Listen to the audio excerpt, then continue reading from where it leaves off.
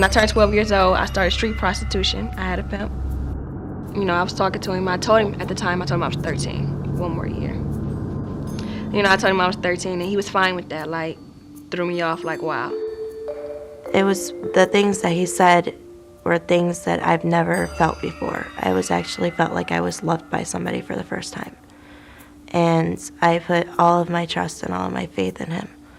And the way that he got me was he told me, let's go for a ride. I got to pick something up in Indianapolis. And he said we were coming back that night. So I drove with him out to Indianapolis. And when we got out there, that's when he told me we weren't going back. I think it does happen. In almost every big city, we have found cases. And I know there are cases in Indianapolis because that's the work I've been doing over the past 5 months. If we think about human trafficking like drug trafficking, supply, demand, distribution, it's a triangle of activity. We have spent a lot of time now on the supply side. We're building shelters, we're setting up services. The Trafficking Victims Protection Act is just that. It's an act to protect victims. And so we've spent time addressing that aspect of the problem, the supply side. We're spending time on the distribution side. Those are the traffickers. They're doing this for the money. They're in this for the money, and we're prosecuting them whenever we can find them and to the full extent of the law. The last side of the triangle is demand. Who are those buyers? We can build all the shelters we want and rescue children, but when we rescue them, 2 more come right after that. And so it's just a constant mop-up job unless we get to the root of the problem and cut it off at the knees. Hi, I'm Kelly Vaughn, and this is Inside Indy. And as I promised, part 2 of an interview with Cathy Huff, who is a board member of You Can Free Us. She's also the president of Fetch Consulting here in Indianapolis, and we're continuing our discussion on modern day slavery. And I know when you hear the word slavery, you think about African Americans who were enslaved in this country, but believe it or not, it's happening to people of every race and nationality right here in this country, right here in Indianapolis. And so, Cathy, thank you for sticking with us and continuing this conversation. Yeah, I appreciate it. Man, it's scary. So how prevalent is sex trafficking in Indianapolis and surrounding counties? That's always a tough one because overall, if you just look worldwide, you're talking about over 40 million that are in trafficking of some sort. And out of that percentage, you still have a very significant percent that is specific to sex trafficking. And I do want to clarify that I feel like in this country, so many of us will look at a woman who looks like they are a prostitute, who states they're a prostitute, or that's their business. And we don't quite understand that many times they're actually being forced into it, or they were originally forced into it, and now they don't feel like they're worth anything, and they continue down that path. So there is a certain amount of coercion in all of that industry that, to me, I look at it and I go, where that gray line is, according to our legal system, is, of course, sometimes we criminalize that activity on the woman and not really look at the customer that's driving it or the trafficker that's making the money and coercing. Preach, Cathy. Yeah. Preach. Or we also sometimes even look at it as, well, it's their choice, it's their life, whatever they do behind closed doors. And I think we forget that it probably at some point she started as a very young girl. And she may still be a young woman. And it's that whole idea of there can be those gray lines, but to me, there's no gray area or gray line in terms of looking at every one of those women and thinking they deserve something else and something better. They deserve to have a trusting relationship and have rehabilitative services offered, not be criminalized and just put behind another set of jail doors versus what they're already living in. And so it is hard to kind of estimate what we're looking at in terms of just Indianapolis. When I'm really speaking, I think to typical American in this country, so many times I'm trying to target the fact that I can speak about this large number of 40+ million around the world who are actually in modern day slavery, not the kind of slavery where I think people will try to in their heads say, well, they kind of went into it with their eyes open, or, oh, well, they're making money, or that's their choice, or we shouldn't get involved in that. But it's truly that slavery that in this country only so many years ago, we actually had a real civil war about. It was that important. And I look at it today and I go, there's more people in modern day slavery today than there ever was trafficked in over 350 years across the transatlantic from Africa, all the continent of Africa to North and South America.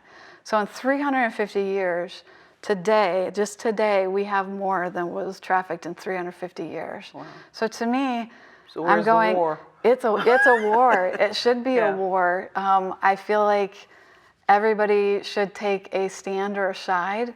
Not because you have to and you're a bad person if you don't, but it's more of those of us that have freedom and live in this country, we should gift it. It's a great gift if we've got it. And we should look back at history. History always repeats. We get that. We know that phrase. History always repeats itself. So we know in this country we fought slavery and we won.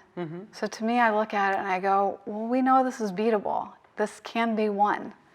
And part of the struggle, though, of course, I think in this country is not just looking at the women and children that we need to help and give rehab to and pull them out of this and be more aware and more protective of our own children. But we have to look even deeper and think to ourselves, how are we being a slaveholder in this world as we speak? Because this is where I have to even point at myself and go, I am currently, with what I eat, with what I buy, and just being the normal, average American consumer, I'm a slaveholder of probably approximately 50 people in this world. And so is every other American. So the reality is I have to take a hard look in and go, I have to change some things myself in my own small world, my own home that I have control of. I need to get educated and I need to educate others. And then, of course, I always tell people it's the education part is because it is a fight, and you're not going to be a boxer and go in a ring without looking at who the other fighter is and studying how they fight. You just don't do that. You don't go in the ring blind. So to me, I look at it, I go, it's a fight, so you need to know what you're fighting against. And it's both the supply and the demand. But I guess one thing that comes to my mind when you say we have to fight, and what about prevention in terms of preparing our young people, boys or girls, and I know women are probably targeted more than boys, but of how not to be a victim? Exactly. But also teaching those who are the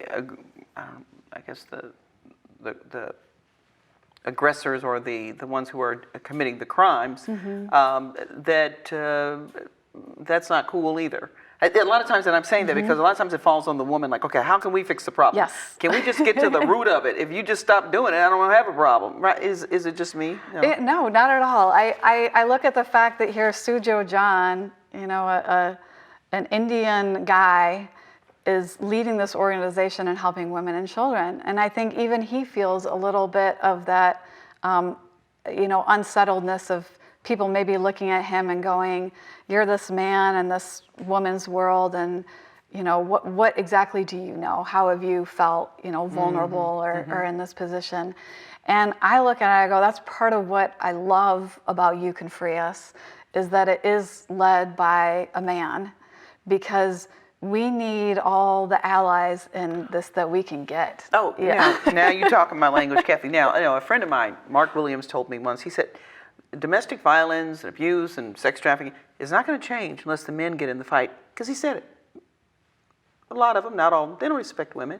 It takes good men to hold bad men accountable. And so when you had your event, and that's what I was listening to in terms of the men getting involved in the fight, aligning with women and standing up for us, and basically going to war. as you mentioned Yes. earlier, the Civil War. And I think so much of it, is trying to make it personal to adult men in terms of, obviously so many of them have nieces and daughters and granddaughters and sisters. They all have moms. So Yeah, they have moms and they become moms. exactly. So I think Often. it's helping to make that personal, because it helps me too. When I'm speaking with a couple that was based here in Indianapolis who's involved in this fight, and they said they were in Cambodia for a business trip. So they weren't involved in this fight yet, but they were on a business trip in Cambodia, and they came across a 12 and a 14-year-old girl that these two girls requested their help to not be sold into labor trafficking and forced across border into China. And long story short, they were able to not only help these two girls, but these two girls have now grown up a little bit more, and they are in a cooking school, and they're getting an education and getting a full life and getting other friends and other family around them, since it was their own family that was trying to sell them in. And of course, this whole conversation I'm having with this couple, I'm thinking to myself, I just got back from a trip in New York City with my sister and my two nieces who are 12 and 14. So I'm visualizing this 12 and 14-year-old girls, these two girls, and I'm thinking, I can't imagine these little girls, my nieces, being sold and forced across a border into God knows what. And so for me, I really strongly feel there's a huge piece of this storytelling so that it makes it very personal and very real, because it is very black market and it's very easy to hide and try to make it seem like it's not that bad, or they're just choosing that. There's all these different ways to kind of make it slanted, so that, or my favorite, it's too big, it's too many people. What in the world could I do?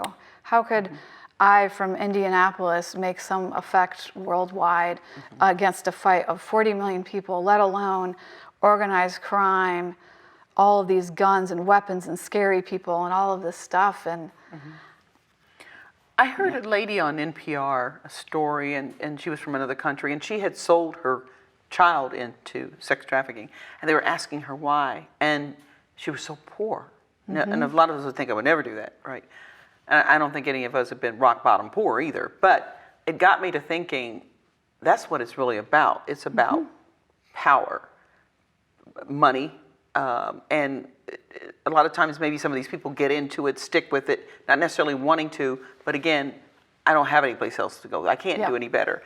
And that's why the thing about making equal wages, or however you want to put that, is so important. They think we just want to be equal to a man. No, I don't want to end up like that. I don't want to be in a shelter because I'm in a relationship and it doesn't work out, and I've got to go to a shelter because I can't afford to take care of myself. We just want to be able to take care of ourselves, so I don't have to get in a trick bag like that. And a lot of times it's lack of money, lack of education, lack of power, and knowledge. I feel like in a lot of ways, like even my parents, not necessarily for sex trafficking, but just dealing in relationships, did not prepare me for the world about the things I should know about how to deal with people who are going to try to take advantage of me. So, and I think you bring up a really huge point, especially when I've been, traveling international. There's other countries that the concept of poor is much worse than what you can see anywhere in the United States. And I actually worked for an organization out in DC years ago, and one of the books they put out was called this Economic Index of Freedom. And what I loved and connected with that so much was the fact that when you have a lot of economic freedom, or basically capitalism, combined with democracy, but it was that whole concept of free market and capitalism, and that's being run well. It's interesting, but that actually increases women's rights. It increases women's freedom along with their children. And so there is this huge impact between your economy and how you're keeping your women and children safe in that country. Wow, interesting. And a classic example of that, my husband and I traveled to Albania. And it's a country that's kind of learning how to do capitalism and democracy. So still a little bit newer to them, but they're really struggling with having job opportunities for their people. So they're becoming this country that's now very vulnerable to traffickers because basically, I say trafficker, but you have to just envision, just think of a guy or a woman in a nice business suit coming up to you and saying, I know that the only job you can get is being a waitress at this coffee shop in Albania making $3 an hour. I can offer you this computer science job over here in Germany making 50 times that. Right, and then that's not you necessarily go. Right, exactly. But then the right. next thing you know, your identification is swiped away. You have no way back into your country or anywhere else. They may have drugged you. They may have coerced you. The next thing you know, you are in the light, a red light district in some other country in Western Europe. And you see these pathways of travel. I mean, that's why they call it like truly trafficking. Is you can see these roads of here's a vulnerable economic area, and where does that road lead? It always leads to an economically wealthy area. So if being economically vulnerable can cause all kinds of problems, what's wrong with giving me equal pay? We're going to have to get to our Sujo John interview. I have enjoyed talking to you. Will you come back? Yeah, I will. I love it. Thank you so much for having me. We'll continue this discussion, but we're going to hear from Sujo John, and again, a survivor of the World Trade Center, but how he is using his survival tactics to help others to survive sex trafficking. And we'll have more with him after this.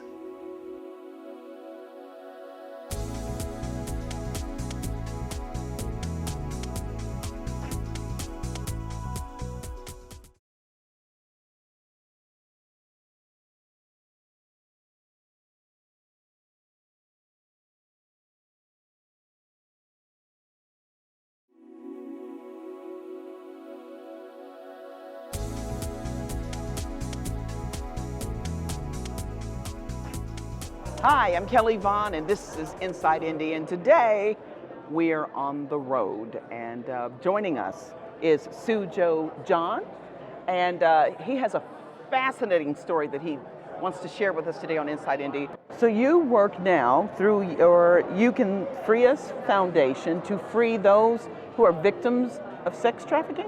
Slavery. Slavery. It's got different names, I'm trying to...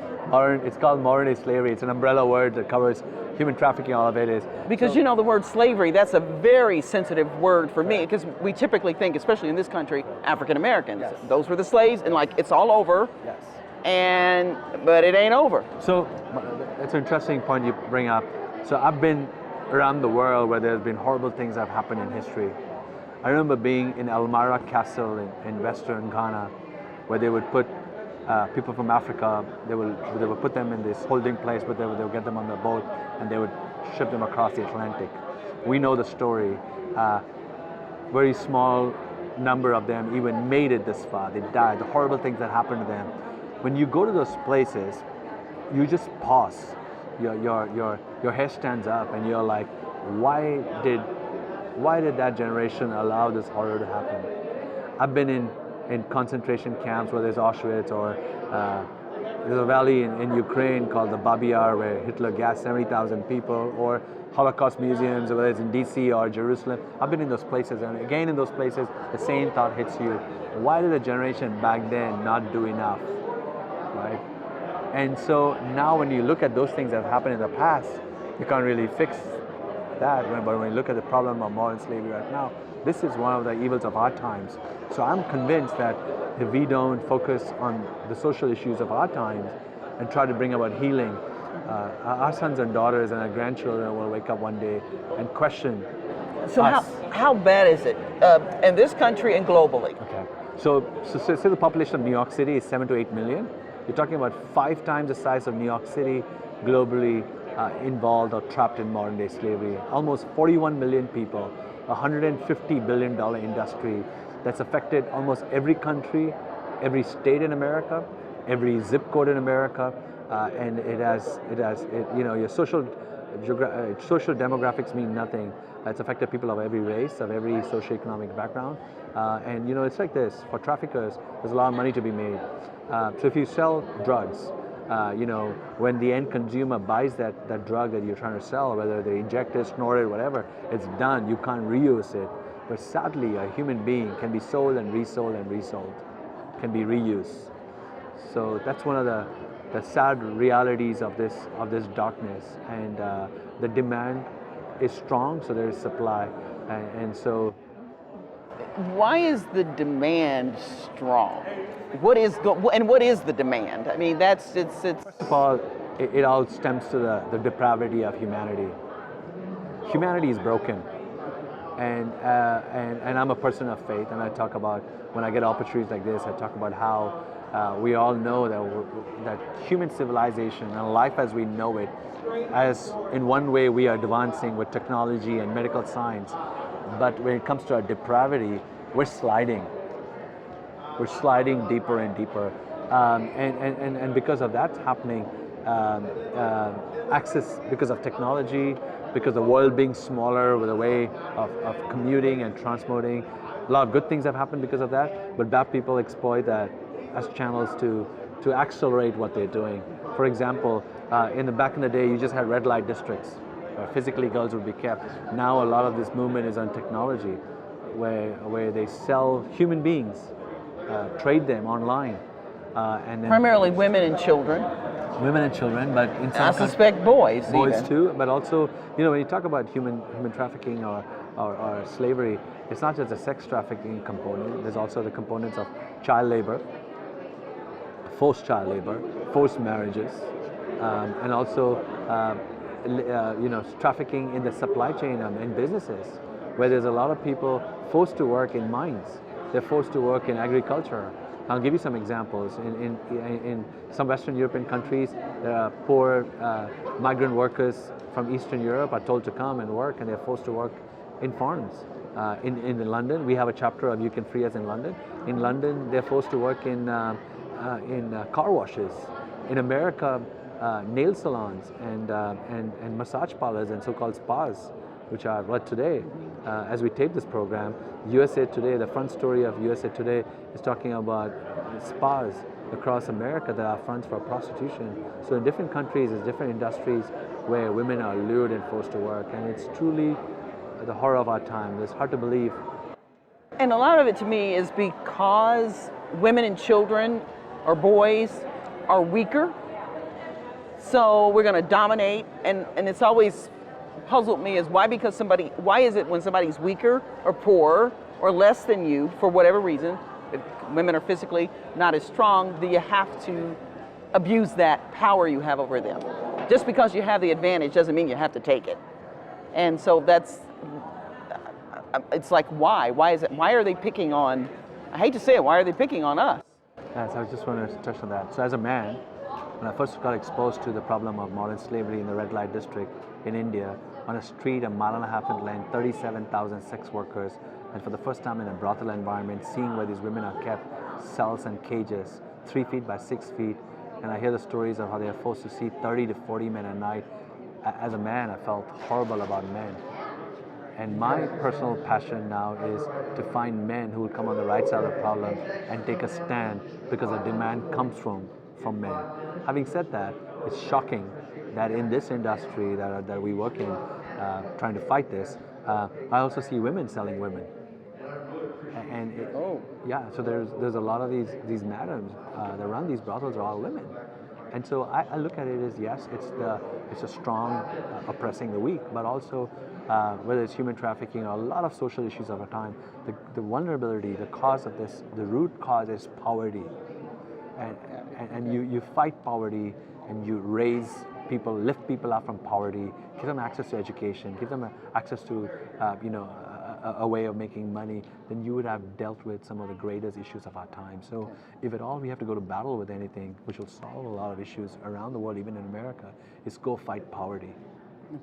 So if people want to get in touch or get involved in your mission, because the heart of what you said was, if we are aware of the problem of our time, what are we going to do about it? Just like no, they didn't necessarily do it. But there were people who died for slavery, and I'm sure there were people who fought what happened at that time, what was going on in Germany with the Jews. But what do you say to this generation? What can they do? First of all, a greater responsibility that all of us have is to protect our own. Our first responsibility is to protect our own. So if you have kids there, do what you can to protect your kids. Put boundaries in place. when it comes to their use of technology in their home. Some of the simple rules I'll tell you very quickly about what I do in my home with my 3 kids is my children cannot take their cell phones and electronic gadgets to their bedrooms.